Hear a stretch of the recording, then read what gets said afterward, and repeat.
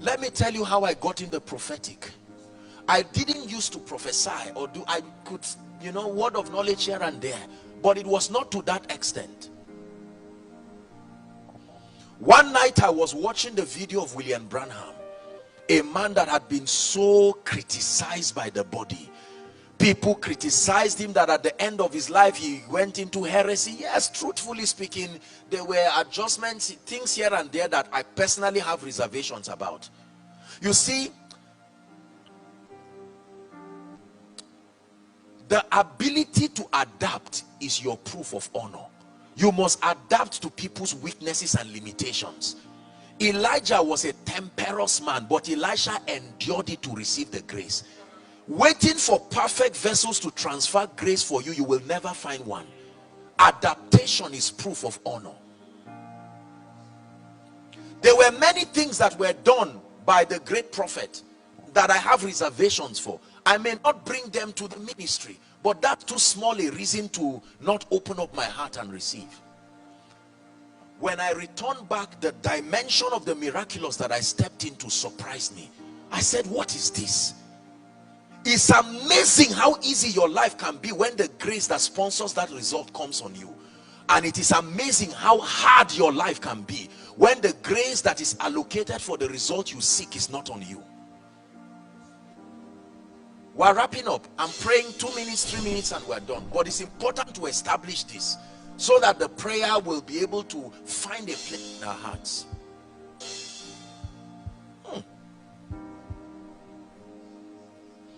Jehovah will be your everlasting light. He'll be your glory, your strength, and your sight. The light of the moon will be like the light of the sun, and the light of the sun will shine 7 times as bright. When Yahweh binds up the wounds of this world, He heals all the bruises inflicted by this world. Hallelujah. I started singing that song because I'm seeing the vision of a man of God on his knees now. I'm seeing the vision of a man of God. You are a preacher, and I'm seeing you on your knees crying and saying, Lord, I've desired an impartation. I want you to know that your life is about to change. Please give me a little warning. You see, when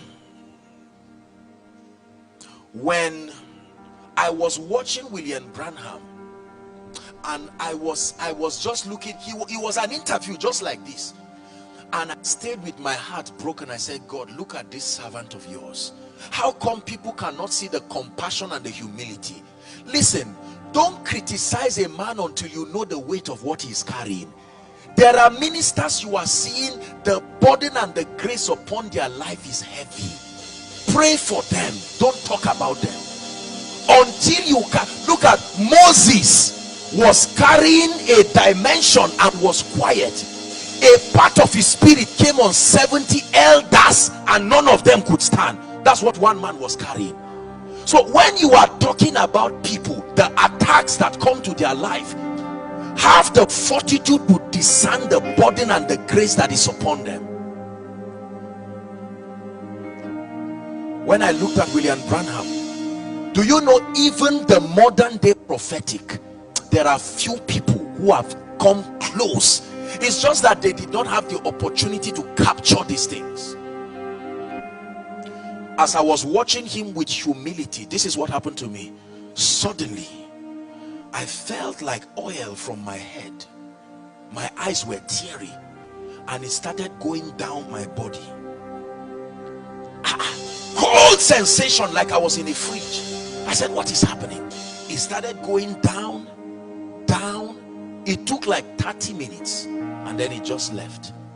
The next meeting I went to, and the heavens opened. Lord, what is this dimension you are bringing me into? Oh no.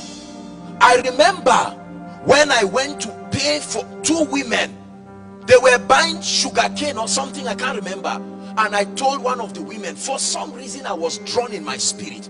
I said, these mothers, I may not have much to help them, But I said, can I sow into their lives? And I said, please, the woman was trying to lose her wrapper to pay. I said, this is a mother like me.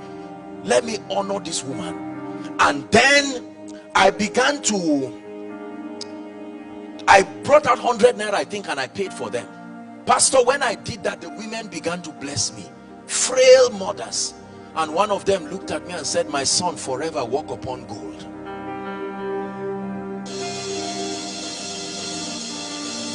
So when I say I'm a product of many anointings, it is true.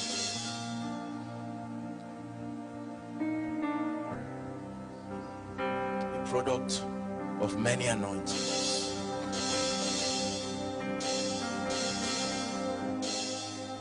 I had the opportunity, by the grace of God and the privilege of God's grace, to honor the man that began the first official mentor in my life that I shared with you, that began to train me in the seminary. I had the opportunity a few days ago to search for him and to honor him. And I told him, after many decades, what you have done still stands. And I am grateful to return back. No matter what I've become today, I know you are an old man there, but I want you to know that I am wise enough to return to you to say, God bless you. And he sent a text and began to prophesy. This is how we rise, by discernment. Emoji will destroy us, and you may not backslide, but you will camp at a level. You will keep preaching things you cannot defend. The grace dimension to defend your spiritual propositions is not there. And this is a generation that needs proofs. When I came to you, I did not come with the excellency of speech, he says, but in the demonstration of power, that your faith would not rest upon the eloquence, the wisdom, Sophia of men, but upon the power of God. So I'm about to pray. I do not stand to one who is the absolute custodian of the grace of God in the body. That would be flattery and that would be foolishness. But I can tell you one thing, I come as one who is a privileged steward of the mysteries of the kingdom for this generation.